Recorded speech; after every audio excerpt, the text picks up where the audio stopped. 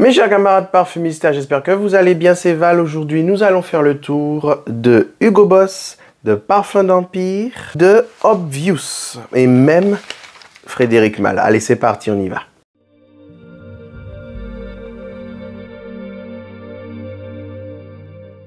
Bienvenue sur ma chaîne. Pour ceux qui ne me connaissent pas, je suis un décrypteur de parfums complètement loufoque.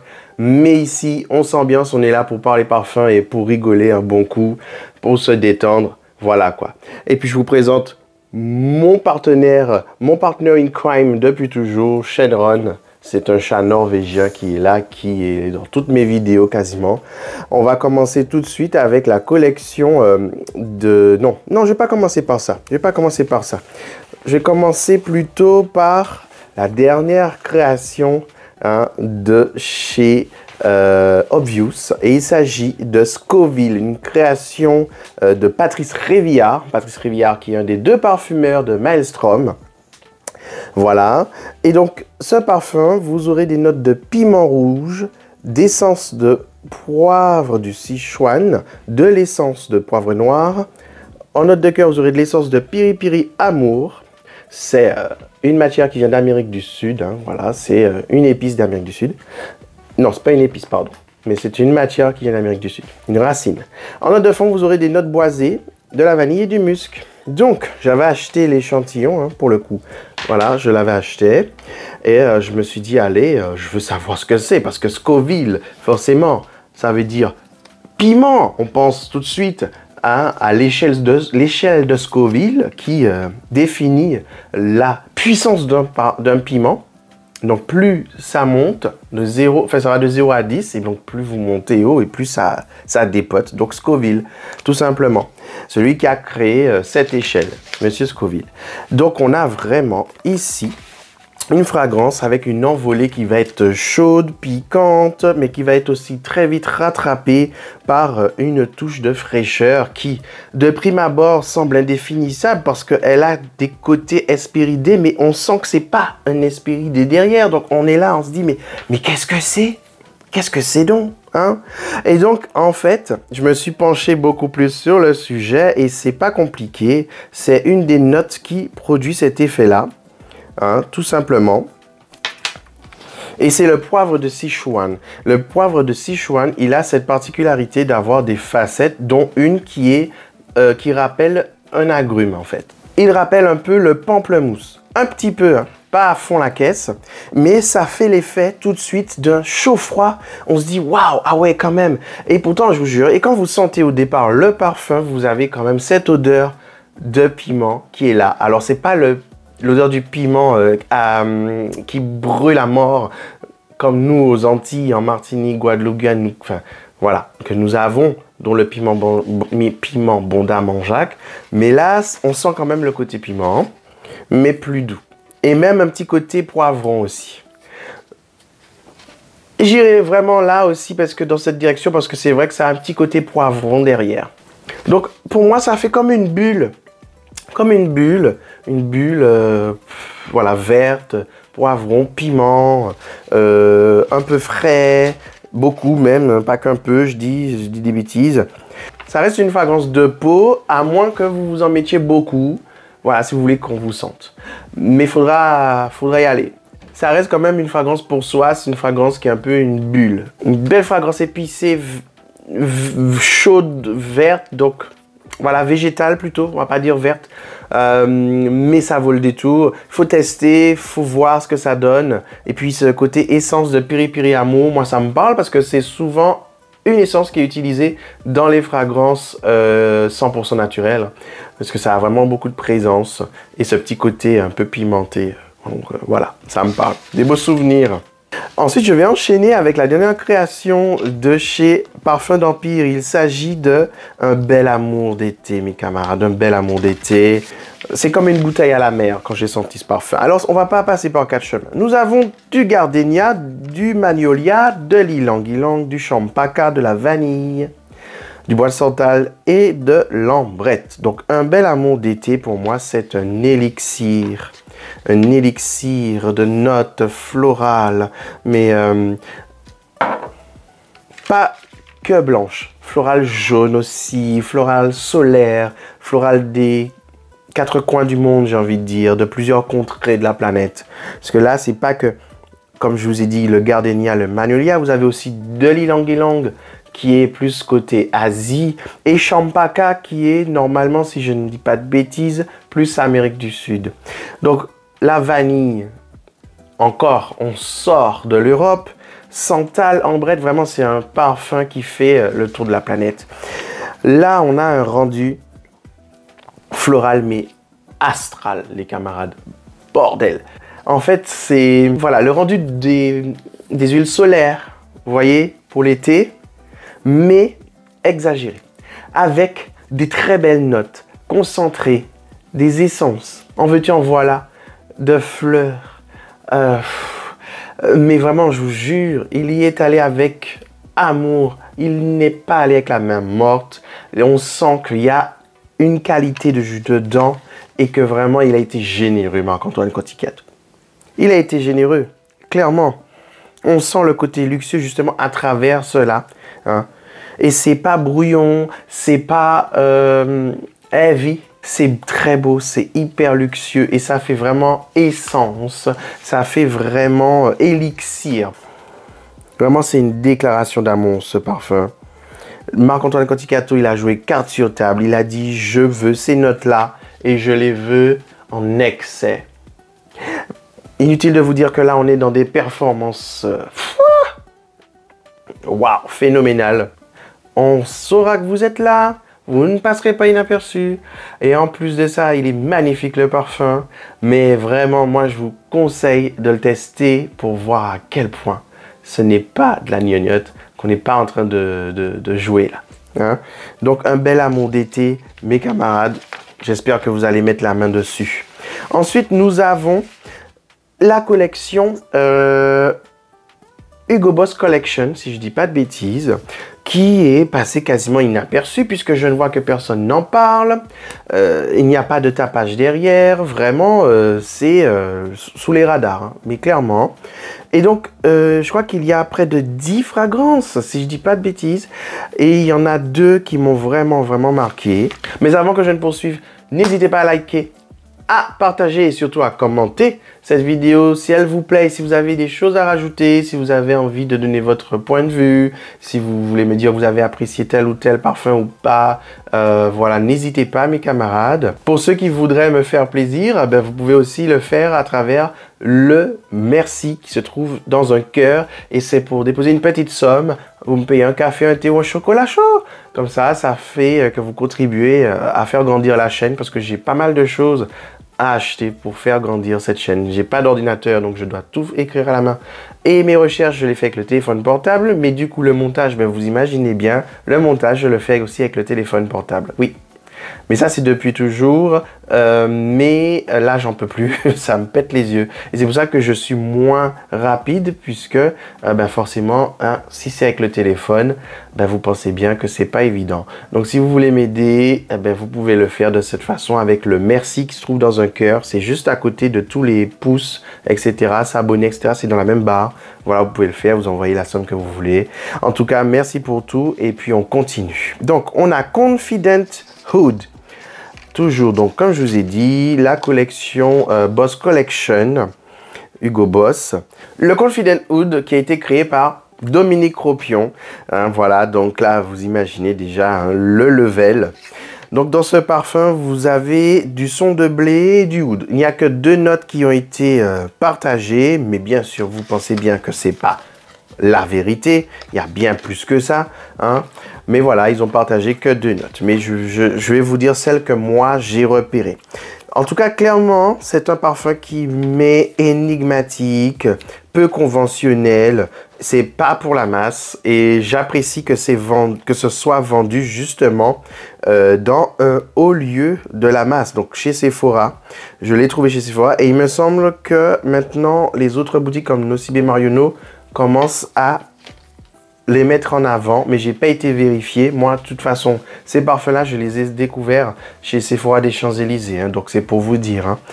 Hein. Donc, revenons à nos moutons. Je vois qu'il y a du culot dans ce parfum. Vraiment, c'est culotté, c'est osé. Waouh. On a de l'animalité, hein, je vous le dis direct. Hein. On est dans l'animalité affirmée, appuyée, mais aussi dans la gourmandise. Ouais, c'est chelou. Et avec des reflets d'alcool fort, de rhum, de whisky. Et je vous jure, c'est une folie ça. Je vous rappelle le nom, Confident Oud. Ce parfum, il me rappelle Bonne Chauffe de Frappin. Il me rappelle Chipmunk de Zoologiste. Toujours chez Zoologiste, il me rappelle Irax. Ouais, Irax, hein. C'est pas rien. Hein. Et justement, je trouve que je pense que les notes qu'il y a dans ce parfum, c'est l'Iraceum, qui est la pierre d'Afrique, hein, qui est très animal. On va pas se cacher. Je pense qu'il y en a dedans. Je pense qu'il y a de la cannelle aussi dans ce parfum, un petit peu. Je pense qu'il y a du Davana, mes camarades, pour le côté liquoreux floral, à fond la caisse. De la muscade aussi, je trouve qu'il y en a.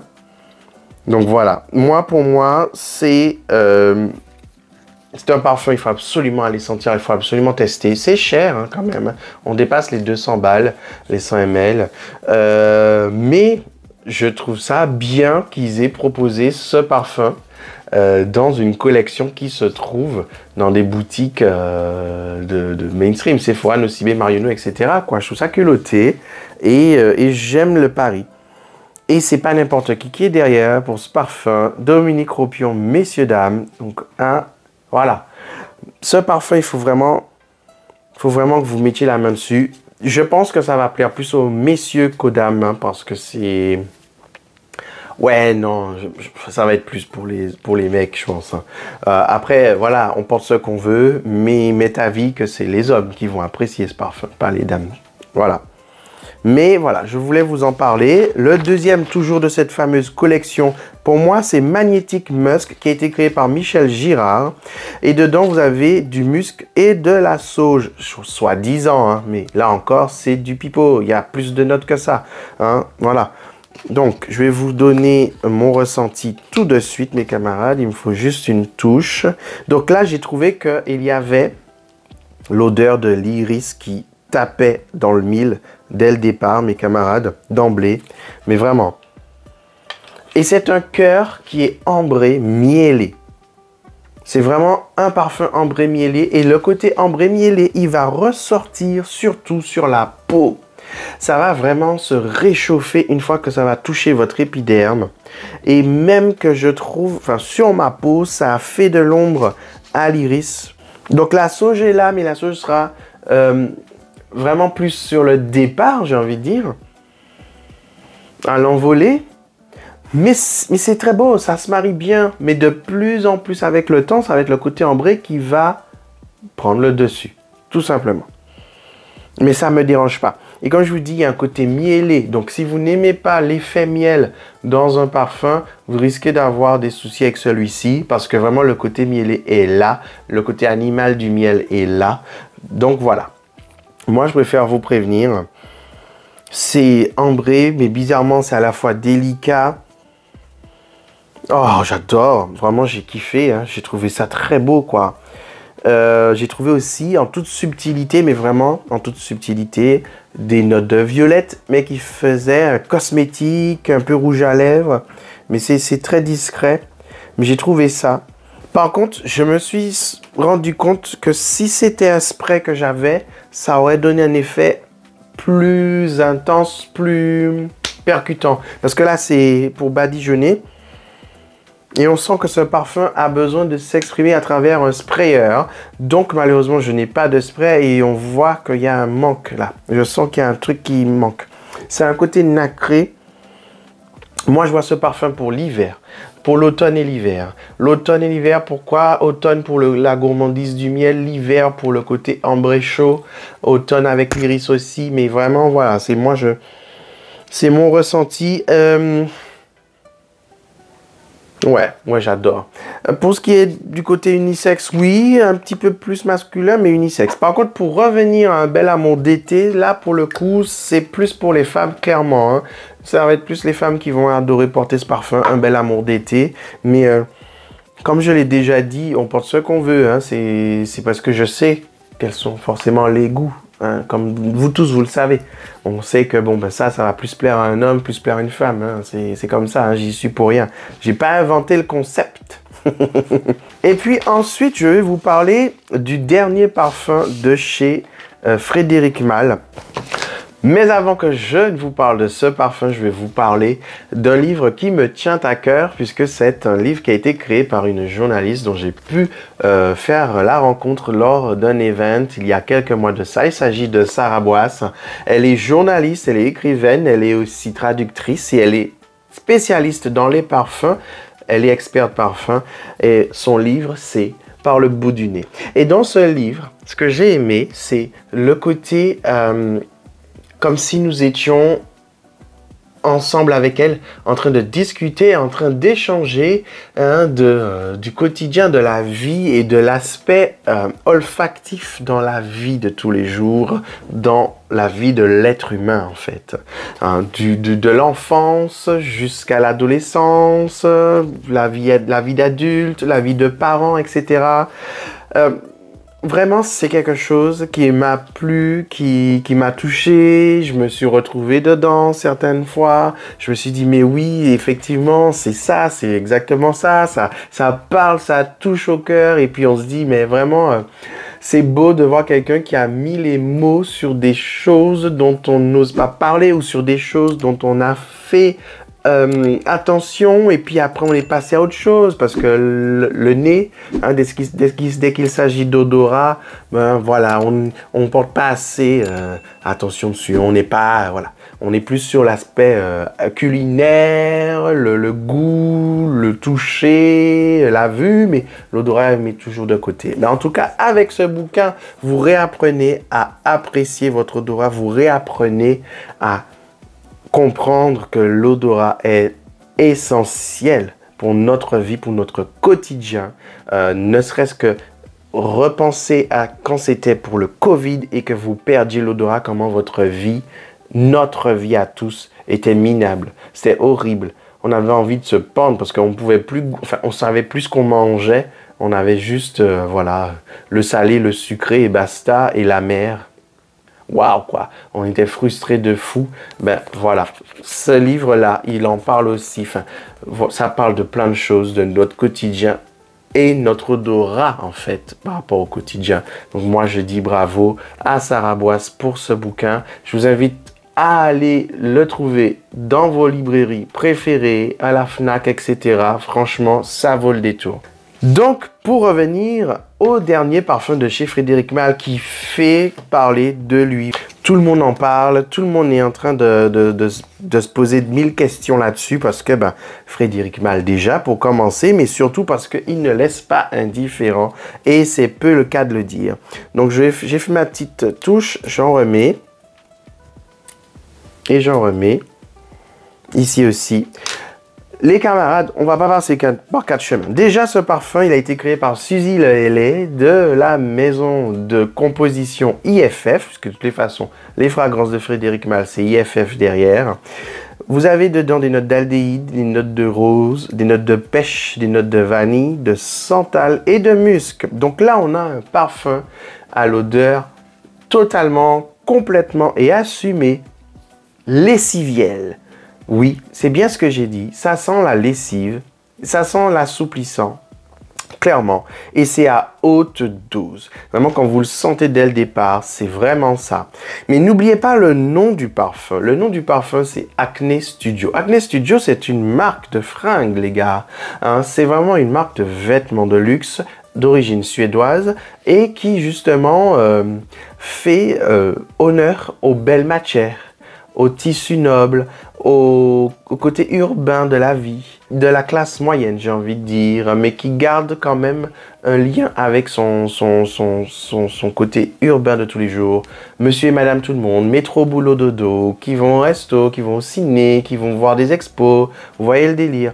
Donc c'est très jean, très sweatshirt, t-shirt, tu vois, les baskets, les sneakers, les choses comme ça, les belles grosses écharpes qui prennent beaucoup de place. Ça, c'est ça, Acne Studio, avec un esprit libre où chacun exprime son art. Et voilà, puisqu'il y a beaucoup d'artistes chez Acne Studio.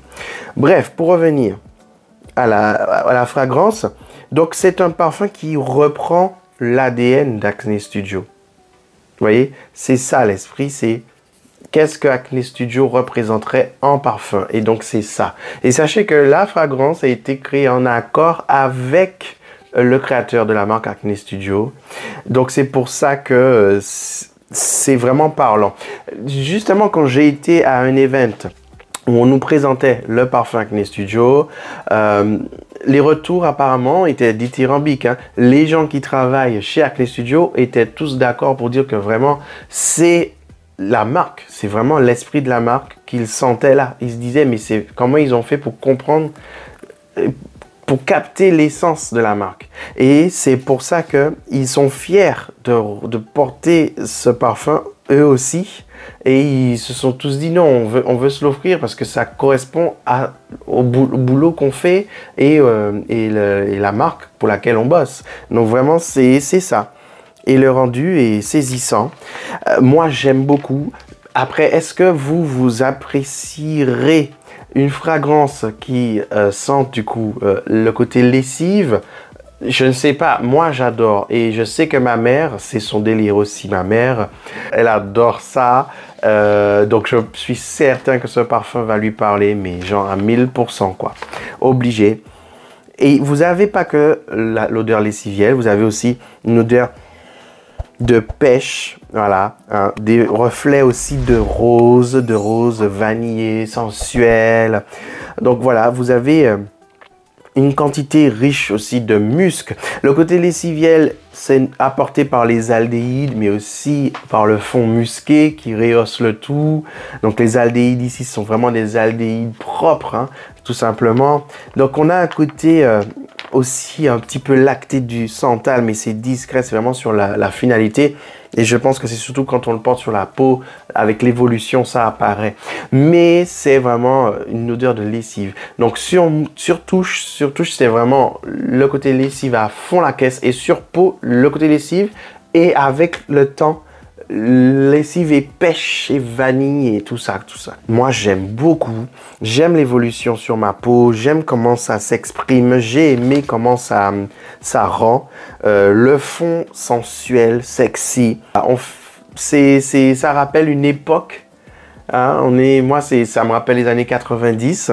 Pour d'autres, ça parlera plus pour les années 2000, mais moi, c'est plus les années 90, puisqu'en plus, pendant les années 90, on avait beaucoup de fragrances qui sentaient le propre, qui sentaient le clean, qui étaient là pour justement essayer de briser la période où il y avait le VIH et le sida. Donc, c'était quelque chose qui rendait les gens parano. Donc, il y a une vague de fragrances qui sentaient le propre, le clean, pour que les gens se rassurent avec leur parfum.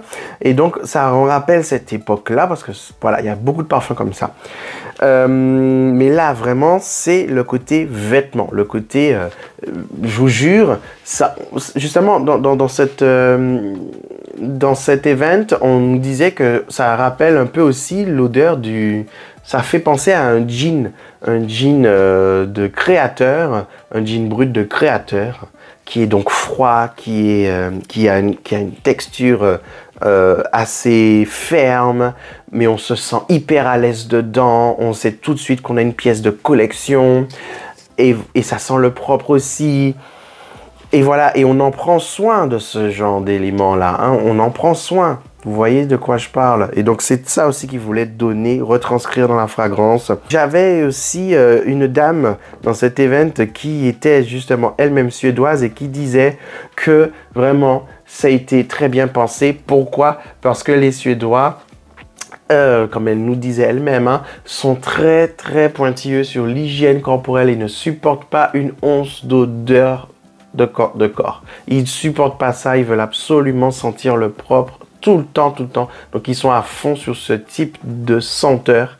C'est une obsession pour eux. Et ben, je comprends pourquoi, du coup. Tout est pensé. Tout est pensé, rien n'a été laissé au hasard pour ce parfum Acne Studio. Donc, il faut vraiment garder ça dans votre tête, tout le concept derrière. Et le nom du parfum Acne Studio, qui est une marque de vêtements de créateurs. C'est straight to the point, c'est pas un parfum pour faire des chichis, des chachas. C'est on aime ou on n'aime pas. On aime ou on n'aime pas, mais ça ne laisse personne indifférent. Voilà, mes camarades. Alors, c'était ma revue du jour. J'espère que vous avez apprécié. N'hésitez pas à liker, à commenter et à partager, mes camarades, pour qu'on puisse faire grandir la chaîne. S'il vous plaît, j'ai besoin de vos commentaires, un max, et de likes aussi. Je vais revenir très vite pour encore d'autres vidéos parce qu'il y a plein de nouveautés qui s'enchaînent, Ça ne s'arrête pas, mais on aime ça. Et puis, j'espère que vous allez apprécier. Et puis, je vous dis, parfumez-vous bien. Attendez, Shenron, on dit au revoir? On peut dire au revoir la dernière fois. Bien. Attendez, Shenron va quand même vous dire au revoir cette fois-ci quand même. Et bien, je vous dis, mes camarades parfumistas, parfumez-vous bien, testez sur peau, n'achetez pas à l'aveugle et faites-vous plaisir. Ciao!